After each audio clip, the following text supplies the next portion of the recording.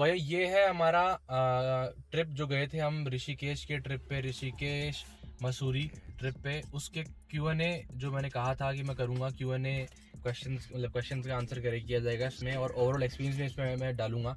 तो बहुत सारे लोगों के क्वेश्चंस थे, कुछ लोगों ने इंस्टाग्राम में पूछे, कुछ लोगों ने हमको यूट्यूब के कमेंट्स में पूछे। तो मैंने कुछ क्वेश्चंस पिक किए हैं, कुछ क्वेश्चन रिपीट थे तो उनको मैंने एक बार लेके कर दिया। तो मैंने यहाँ पे कुछ अभी लिख रखे हैं। तो सबसे पहला क्वेश्चन जो है वो है, कैबिन लाइट सफिशिएंट है क्या? तो आगे आपको दिख रहा होगा, हमको इसमें सब आप देख सकते हो सफिशिएंट है। पर पीछे की बात करते हैं तो पीछे बिल्कुल भी कुछ भी नहीं दिखता। आप मोबाइल की लाइट चालू करनी पड़ती है। अगर आप बात करते हैं आगे की और ग्लव बॉक्स की बात करते हैं या फिर अपने डोर पॉकेट्स की बात करते हैं, तो वहाँ पे भी विजिबिलिटी है बहुत कम है, कुछ नहीं है। और ग्लव बॉक्स में तो जीरो है, इतना सा आता है, उसके आगे तो दिखता नहीं कुछ भी। तो बिल्कुल सफिशिएंट नहीं है भाई। लाइट का कुछ और जुगाड़ जरूर कीजिए। तो जिन गाड़ियों के अंदर आपको ध्यान होगा कि यहाँ पे भी हर छोटी गाड़ी में आजकल आगे भी लाइट मिलती है और पीछे बीच में भी मिलती है। डिजायर में भी थी, ऐसे पुराने की बात करता हूँ तो मैं बेलेनो के अंदर भी है। तो यहाँ पे लाइट नहीं हो सकती थी इसमें, क्योंकि इसमें सनरूफ है। पर जिन गाड़ियों में सनरूफ आती है उन गाड़ियों के अंदर हमको यहाँ पे लाइट मिल जाती है, पर यहाँ पे भी नहीं है। तो सफिशिएंट लाइट नहीं है बिल्कुल भी। इसके लिए कोई अलग जुगाड़ हो तो बता देना, बाकी जो अलग चिपकने में आती है तो बेकार आती है। और बूट की लाइट है वो बहुत छोटी सी है, उससे भी विजिबिलिटी कुछ है ही नहीं उसकी भी, तो मतलब ही नहीं उसका भी।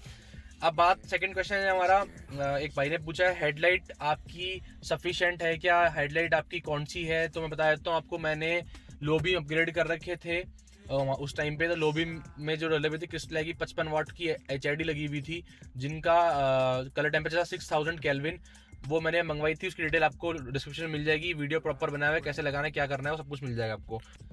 मैंने क्यों अपग्रेड की ये क्वेश्चन बहुत लोगों का है। तो अपग्रेड करने का रीजन ये था, पहली बात तो मैंने फॉग लैंप अलग से लगवाए हुए थे बाहर से, जो आते हैं नॉर्मल येलो कलर के। पर उसके बाद में विजिबिलिटी कुछ नहीं थी, क्योंकि इसकी लो बीम क्या हाई बीम कुछ ही काम की नहीं है गाड़ी की, बहुत ही कम है। हाईवे पे तो बिल्कुल परफॉर्मेंस नहीं है, और खासकर अगर आप ऐसे ट्रिप पे जा रहे हो तो भाई अपग्रेड करके जाना। तो ये रीजन था। हाईवे पे कुछ दिखता नहीं था, सामने से अगर किसी गाड़ी का ग्लेयर आ गया तो नॉर्मल गाड़ी में भूल जाओ खैर, पर इस गाड़ी में बिल्कुल भूल जाओ। ये तो ग्लास वो बहुत ज्यादा कैसे चमकता है मुझे समझ में नहीं आया इसका, पर आपको कुछ भी दिखेगा नहीं। और नॉर्मल ड्राइव के अंदर अगर अकेले हो आप हाईवे के ऊपर, तो भी भाई कुछ दिखेगा नहीं, थोड़ा सा नजदीक का दिखेगा, दूर का दिखेगा ही नहीं। एक बार वैसा इंसिडेंट होता बच गया था, गाय आ गई थी। तो पर उसकी वजह से बाद में मैंने चलो काम तो किया, कम से अपग्रेड कर ली लाइट को। थर्ड क्वेश्चन है हमारा, फ्यूल इकोनॉमी क्या दी? ट्रिप की बात करते हैं अगर, तो ट्रिप पे हमारे जो किलोमीटर चले थे, वैसे सेपरेट वीडियो आपको मिल जाएगी इसकी, पर कुछ 1300-1400 के अराउंड हम किलो चली थी हमारी। जो गाड़ी ने एवरेज दिया वो दिया था, दिखा यहाँ पे रहा था हमको 16 kmpl का दिखा रहा था, पर हमको एवरेज मिला 14 का ही। टैंक हमने निकाला था 14 का एवरेज, आप मान लो। फिर हम बात करते हैं गाड़ी कौन से मोड में चलाई। भाई ने पूछा कौन से मोड में चलाई, तो भाई मेनली मैंने गाड़ी जो सिटी, मैंने इको मोड डाला ही नहीं गाड़ी में, हो सकता है 1-10 सेकंड का डाला तो पता नहीं, बाकी मैंने सिटी मोड में गाड़ी चलाई है।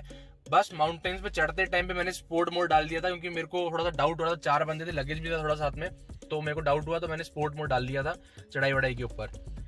एक भाई का क्वेश्चन है कि कोल्ड स्टार्ट क्या होता है? भाई कोल्ड स्टार्ट वो होता है जब गाड़ी आपकी ठंडी पड़ी हो, आप रात भर से खड़ी है गाड़ी या कुछ टाइम से खड़ी है गाड़ी, ठंडी पड़ी है, जैसे अभी भी यहाँ पे गाड़ी ठंडी पड़ी है, तो गाड़ी स्टार्ट होते ही थोड़ा RPM हाई लेती है, ताकि अपने जो इंजन का टेम्परेचर है वो थोड़ा सा एक वर्किंग कंडीशन में लेके आ जाए, वर्किंग टेम्परेचर में रेंज में लेके आ जाए। तो उसको हम बोलते हैं कोल्ड स्टार्ट। तो कोल्ड स्टार्ट बहुत छोटा सा होता है वैसे तो, पर आप लंबा भी अगर लंबे ट्रिप पे जाते हो लंबा कोल्ड स्टार्ट लो, ताकि गाड़ी का टेम्परेचर जो भी है 1 बार आ रहा है वो अपने नॉर्मल टेम्परेचर 2 या 3 बार के करीबन पहुंच जाए। एक होता है मतलब ये रूल कि आप ऐसा करना चाहिए आपको। कोल्ड स्टार्ट में क्या होता है मेनली बताया तो आपको अंदर से टेक्निकली, कि गाड़ी के अंदर जो इंजन के अंदर जो ऑयल होता है, जो हम डालते हैं इंजन ऑयल, वो क्या होता है सर्कुलेट होने में टाइम लगता है। तो बेसिकली कोल्ड स्टार्ट होने करने पे करीबन 20 सेकंड के अराउंड लगता है इंजन के ऑयल को पूरी इंजन के अंदर घूमने में, मतलब सर्कुलेट होने में, जो बहुत नेसेसरी है, वरना आपके जो वियर एंड टियर वाला चीज होती है वो पिस्टन वगैरह में जल्दी हो जाएगी। तो वो एक कोल्ड स्टार्ट का मेजर पॉइंट ये होता है। तो जब भी आप सुबह गाड़ी चलाते हो, स्टार्ट करते हो, तो 10-20 सेकंड तो एटलीस्ट गाड़ी को कोल्ड स्टार्ट होने दो, ताकि ये सर्कुलेशन हो जाए, इससे लाइफ अच्छी हो जाती है इंजन की। नेक्स्ट क्वेश्चन है हमारे एक भाई का कि सनरूफ के लिए कहाँ पर खड़े हो? भाई सनरूफ के लिए जहां मर्जी आपके खड़े हो, जहां से आपको कंफर्टेबल लगे। बताया तो हम आपको कंफर्टेबल कहाँ लगता है। कंफर्टेबल से बेस्ट है कि इस सीट को आगे कर लो, थोड़ा सा हल्का सा आगे कर लो, और नीचे पैर रख लो, जो अपने नीचे पैर रखने की जगह होती है पीछे वाले, वहां पैर रख लो और आराम से खड़े हो जाओ। 2 बंदे आराम से खड़े हो सकते हो, देखो सीधी बताऊं तो आपको बात। और कोई छोटा आदमी हो तो जो अपने ड्राइवर के पास वाली सीट होती है, उस सीट के ऊपर आप यहाँ पे इस जगह पे पैर रख लो, बेल्ट लगा लेना, वरना चींची करने लग जाएगी गाड़ी। तो यहाँ पैर रखो और यहाँ से निकल जाओ, लंबा आदमी मत खड़ा होना वरना उड़ जाएगा तेज स्पीड पे।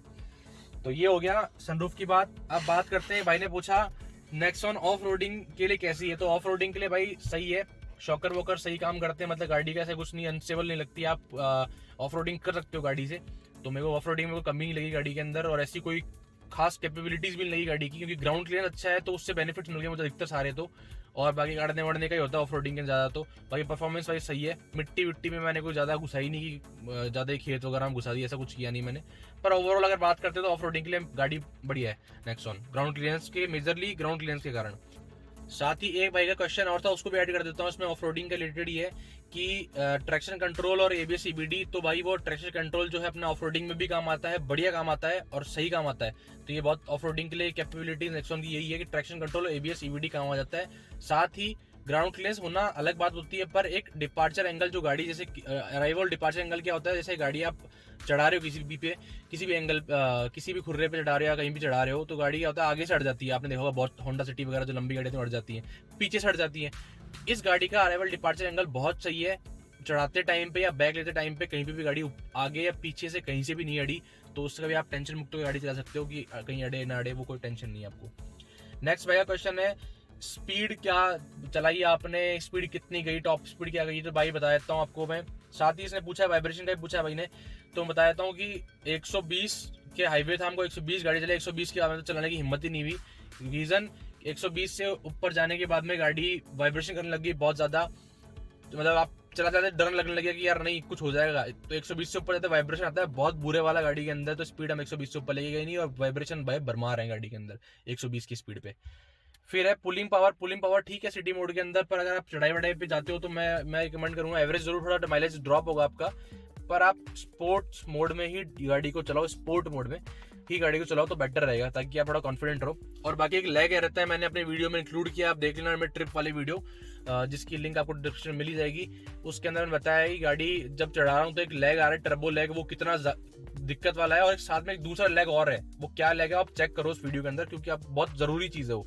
बात आती है नेक्स्ट विजिबिलिटी का। सेम भाई ने पूछा विजिबिलिटी का कैसी है गाड़ी आप चलाते हो, तो माउंटेन्स वगैरह पे आपको दिखता है कि नहीं दिखता? तो भाई बिल्कुल नहीं दिखता। दिक्कत ये है कि ये पिलर इतना बड़ा है, और साथ ही में जो सिटिंग पोस्चर है बंदे का, उस पोस्चर से आप देखते हो तो बोनट दिखता है, और बोनट के बाद में बहुत दूर का एरिया आपको दिखता नहीं है। मैं आपको बताता हूँ, अगर आप क्रेटा या फिर ऐसी किसी गाड़ी में बैठोगे ना, आप क्रेटा वगैरह किसी गाड़ी में बैठोगे, क्रेटा थोड़ी प्रीमियम SUV में आ जाती है, तो उसके अंदर आपको ना बिल्कुल रोड दिखती है, जबकि हाइट ऑलमोस्ट सेम सी है, नीचे से ग्राउंड क्लियरेंस जरूर इस गाड़ी का जाता है, पर आपको दिखता है।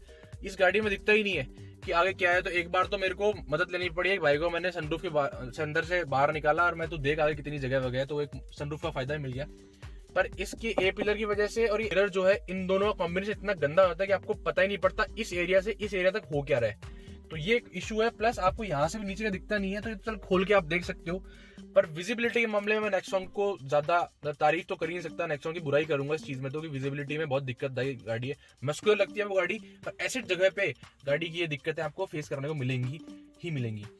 फिर है ABS। भाई ABS सही काम करता है, बिल्कुल दबा के देख लिया काम कर रहा है। EBD भी अच्छा काम कर रहा है, और साथ ही में जो अपना ESP है, स्टेबिलिटी प्रोग्राम, वो भी अच्छा काम करता है, गाड़ी स्टेबल चलती है। ऊंची होने के बावजूद भी गाड़ी इधर उधर ऐसा लगता नहीं कि नॉर्मल स्पीड पे 120 पे तो ऊपर वाइब्रेशन आ रहे हैं, पर वैसे स्टेबिलिटी प्रोग्राम अच्छा है, ऐसा नहीं होता कि लगता नहीं कि रोल ओवर हो जाएगा जल्दी से, मतलब पलट जाएगी, थोड़ा सा कॉन्फिडेंट रहता है बंदा। फिर है कि लेस कॉन्फिडेंट फील हुआ क्या स्लिपरी रोड्स और माउंटेन्स पर? भाई कॉन्फिडेंट लेस नहीं हुआ, बिल्कुल भी अच्छा फील हो रहा था, गाड़ी लगता है कि हाँ आप चला रहे हो तो एक अंदर से रहता है कॉन्फिडेंस की, मजबूत गाड़ी, कोई दिक्कत नहीं होगी। बस इस विजिबिलिटी को लेके और कोई टेंशन नहीं थी गाड़ी के अंदर हमको, स्लिपरी रोड के ऊपर, माउंटेन्स के ऊपर, क्योंकि ट्रैक्शन कंट्रोल साथ में था और ABS भी था, क्योंकि दोनों स्लिपरी रोड पे हमको काम आते हैं और माउंटेन्स में भी काम आते हैं। फिर है एक भाई का क्वेश्चन, कंफर्ट कैसा रहा?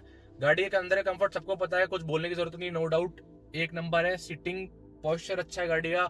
मेरे को 500-700 किलोमीटर गाड़ी चला ली, मेरे को कोई आज तक कोई थकान महसूस नहीं हुई, मैं अकेले गाड़ी चला सकता था।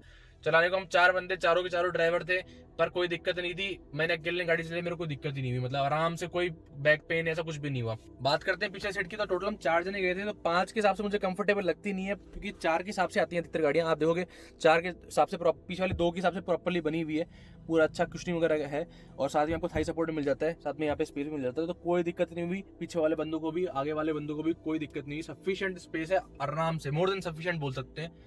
तो और यही रीजन है कि मैंने गाड़ी के अपने सीट्स के ऊपर जो है सीट कवर्स नहीं लगवाए, क्योंकि सीट को लगाने के बाद में आपको पता है थोड़ा सा कंफर्ट कम हो जाएगा, क्योंकि कंफर्टेबल सीट्स हैं और कुशन बहुत अच्छा है सीट्स का, वो मैं बाद में लगवाऊंगा कभी अगर लगवाने हुए तो। बाकी अभी तो हाल फिलहाल कभी नहीं लगाऊंगा, बिल्कुल भी नहीं लगाऊंगा। तो एक दूसरा कंफर्ट जो होता है अपने गाड़ी चलाते टाइम का, कि गाड़ी के धचके वचके में कैसा परफॉर्म कर रही है, तो सस्पेंशन गाड़ी का बहुत सही है, ना ज्यादा स्टिफ है ना ज्यादा सॉफ्ट है। हैचबैक के मुकाबले अपने को सॉफ्टवेयर मिल जाता है कि ऑफ रोडिंग वगैरह पे ज्यादा धचके नहीं आते, ब्रेकर वगैरह पे ज्यादा धचके अंदर फील नहीं होते।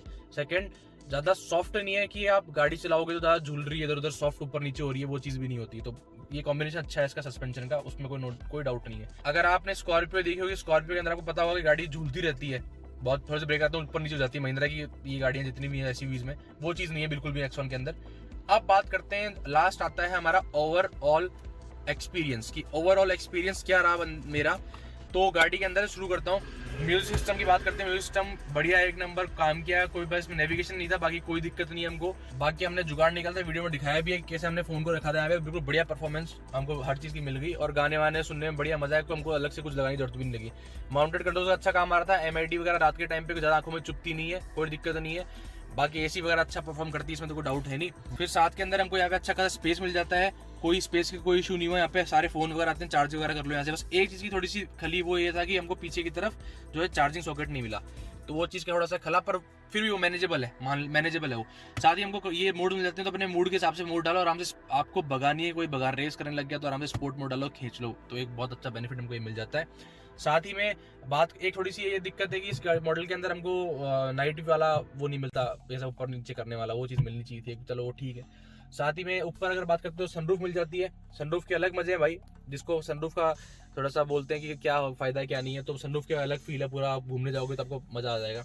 बात करते हैं बूट स्पेस की, डिग्गी के अंदर अच्छा खासा सामान आ जाता है। अंदर की स्पेस की बात तो अंदर अच्छा खासा कंफर्ट मिल जाता है, कोई टेंशन नहीं है। ग्लो बॉक्स है, पूरा बड़ा है, आराम से बहुत सारा सामान हमने ग्लो बॉक्स के अंदर डाल दिया, बाकी सामान यहाँ पे आ गया। फिर बचा हुआ सामान जो था डोर पॉकेट के अंदर, तो डोर पॉकेट भी खूब बड़ी बड़ी है, आराम से हमने इसके अंदर सामान रखा और कोई टेंशन नहीं रही। तो सामान का, बूट का, कंफर्ट का तो भाई टेंशन ही मत लो, ले जाओ गाड़ी को, दौड़ाओ भगाओ, कुछ करो, घूम के आओ। लाइट आपको परफॉर्मेंस वाली अच्छी चीजें चाहिए भाई, वो जरूरी है, करना ही पड़ेगा ये चीज तो आपको। और बात करते हैं अब गाड़ी की बात करता हूँ, चलने की बात की। अंदर की सारी बात कर दी मैंने, गाड़ी वगैरह की जो भी बता दी आपको चीजें। चलने में लो स्पीड पे कोई दिक्कत नहीं है, ऑफ रोडिंग में कोई दिक्कत नहीं है, ट्रैक्शन कंट्रोल वगैरह ये सब एक नंबर काम करते हैं भाई, कोई टेंशन वाली बात नहीं है। बाकी मैंने कोई गाड़ी को कोई सीधा खड़ा करके देखा नहीं, जितना नॉर्मल गाड़ी यूज़ करते हैं उस हिसाब से यूज़ करी, तो मेरे को परफेक्ट लगी गाड़ी। उसके अलावा दिक्कत आती है आपको हाई स्पीड के ऊपर, गाड़ी का जो वाइब्रेशन है ऐसा बुरा है कि मतलब फट जाती है यार, सीधी सी बताऊं तो चला नहीं सकते। 120 ऊपर आप जाकर नहीं धीरे कर ले, तो सारे के सारे तो चारों बंदे बोले नहीं भगानी नहीं है उससे ऊपर, तो 120 तो 120 की स्पीड हमको मिलती है, तो 120 के करीब आपको वाइब्रेशन फील होने लग जाएंगे। पर 120 ऊपर जाते तो गाड़ी पूरे यूज से हिलने लग जाती है। अब या तो ये XMS मॉडल के अंदर, मतलब ये नीचे वाले मॉडल में दिक्कत है, टॉप मॉडल में लोगों ने कहीं दौड़ाई हुई है, तो वो कहते हैं कि हमारे तो वाइब्रेशन मिलते नहीं है, तो मुझे नहीं पता, पर ये इशू है कुछ XMS ऑनर्स ने मेरे को बताया भी है कि हमको भी इशू है, और मैं कंप्लेन भी करी थी इसकी। तो इसका कंप्लेन का वीडियो मैंने आपको अलग से दिखाया है, आप देख सकते हो सर्विस वगैरह वाले वीडियो के अंदर, जिसके लिए जाके रिप्लाई किया था टाटा वालों ने। सर्विस में मेरे को सिर्फ एक वो इशू लगा था। तो ये बात हो चलने की, परफॉर्मेंस आपको बता दिया मैंने। बात करते हैं चलाने वाले मेरे ड्राइवर की, तो नीचे हमको डेड पेडल मिल जाता है। डेड पेडल के अंदर आपको आराम से लॉन्ग ड्राइव के लिए डेड पेडल बहुत काम की चीज़ है, तो वो बहुत बेनिफिट मिलता है, उससे आपका क्या टांग वगैरह दर्द नहीं करती ज़्यादा। एक ये चीज़ जरूर अनोइंग है कि टांग आपकी अड़ती रहती है यहाँ पर, ऐसी बात आती रहती है। तो ये प्लास्टिक वाला इशू है नेक्सॉन के अंदर, फिटमेंट इशू तो है ही, तो साथ में ये वाला इशू भी है, तो ये इसका क्या कर सकते हैं अभी। बाकी अब बात करते हैं गाड़ी की, और फाइनल मतलब बताता हूँ आपको। गाड़ी वही आपको कहीं पे पूरे इंडिया में कहीं घूमना हो, इंडिया के बाहर भी जा सकती है, तो भाई ले जाओ बाहर इसको बिना सोचे, आपको कोई दिक्कत नहीं आएगी। गाड़ी के अंदर पूरा मतलब सारी कैपेबिलिटीज है गाड़ी के अंदर, ऑफ रोडिंग से लेकर हाईवे से लेकर, मतलब टॉप स्पीड वाला छोड़ दो, बाकी सब काम कर देगी। ग्राउंड क्लियरेंस जो है ना, ये ऐसी चीज है गाड़ी की जो बहुत नेसेसरी है इंडिया के अंदर, खासकर खड्डे आ जाते हैं इतने बड़े बड़े, खड्डे के अंदर परफॉर्म करती है भाई एक नंबर। तो ये आपने देखा कुछ लोग है ना गांव वगैरह के अंदर, क्या शहरों में भी आजकल लगा कि कुछ लोग ब्रेकर बनाए थे खुद के हिसाब से, बड़े बड़े कंपटीशन चलता है, लगी कि मैं इतना बड़ा ब्रेकर बनाऊंगा, मैं इतना बनाऊंगा, तो उसमें टेंशन नहीं नेक्सॉन ले जाने में। अड़ेगी तो बिल्कुल ही नहीं, आराम से निकालो गाड़ी को, तो कहीं नहीं अड़ेगी, मेरे को इतना कंफर्म है, कहीं पे भी नहीं अड़ेगी नेक्सॉन, ये कंफर्म आपको लिख के दे सकता हूँ। पूरा ग्राउंड क्लियरेंस है, वो आपको पूरा काम देगा, और सबसे बेस्ट चीज है गाड़ी की ग्राउंड क्लियरेंस। तो भाई सेफ्टी वगैरह के अंदर गाड़ी एक नंबर हुई गई। अब बात करते हैं परफॉर्मेंस की, परफॉर्मेंस एक नंबर है गाड़ी। स्पोर्ट मोड डालो, कहीं भगाओ गाड़ी को, टेंशन फ्री। एक लैग आता है, टर्बो लैग, वो हर ऑलमोस्ट गाड़ी में मिलता है, पर इस प्राइस रेंज की अगर बात करते हैं तो इस प्राइस रेंज में जो आपको पैकेज मिलता है ना, वो एक नंबर मिलता है। मेरे तो पूरे पैसे वसूल हैं इस ट्रिप पे, मैंने चेक कर लिया प्रॉपरली गाड़ी को।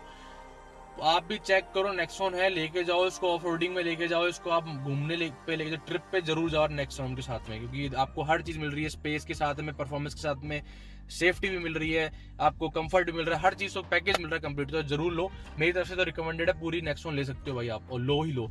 आपको एक सजेशन देना चाहूंगा, गाड़ी लाते ही सबसे पहले जो आपको अपग्रेड करना है लाइट टॉप मॉडल लो, नीचे लो, ऊपर लो, कोई सा लाइट अपग्रेड कर लेना भाई, लाइट की बहुत जरूरत पड़ती है, सीधी सी बात है, जितनी लाइट आपको मिले सबके सब अपग्रेड कर दो आप। तो ये था मेरे हिसाब से मेरा Q&A प्लस ओवरऑल एक्सपीरियंस इस ट्रिप का। बहुत सारे लोग पूछ रहे थे, तो भाई मेरे को कुछ शेयर भी करना था। आपको कैसा लगा वीडियो आप जरूर बताइए, कुछ क्वेश्चंस और रह गए हो आप कुछ पूछना चाहते हो तो आप पूछ सकते हो कमेंट बॉक्स में जाके, और उसका आंसर मैं कभी किसी वीडियो में कर दूंगा, वरना मैं कमेंट करके बता दूंगा आपको। तो इस वीडियो में दोस्तों इतना ही। लाइक कमेंट शेयर जरूर कीजिए इस वीडियो को, और सब्सक्राइब जरूर कीजिए हमारे वीडियो चैनल को। Thank you. अबे उल्लू कैसे करे समझ नहीं आ रहा है, लोग बड़े परेशान हो गए, कौन सा उल्लू निकाले इनका, उल्लू को करना पड़ेगा, अलग अलग आवाज कर दे। हाँ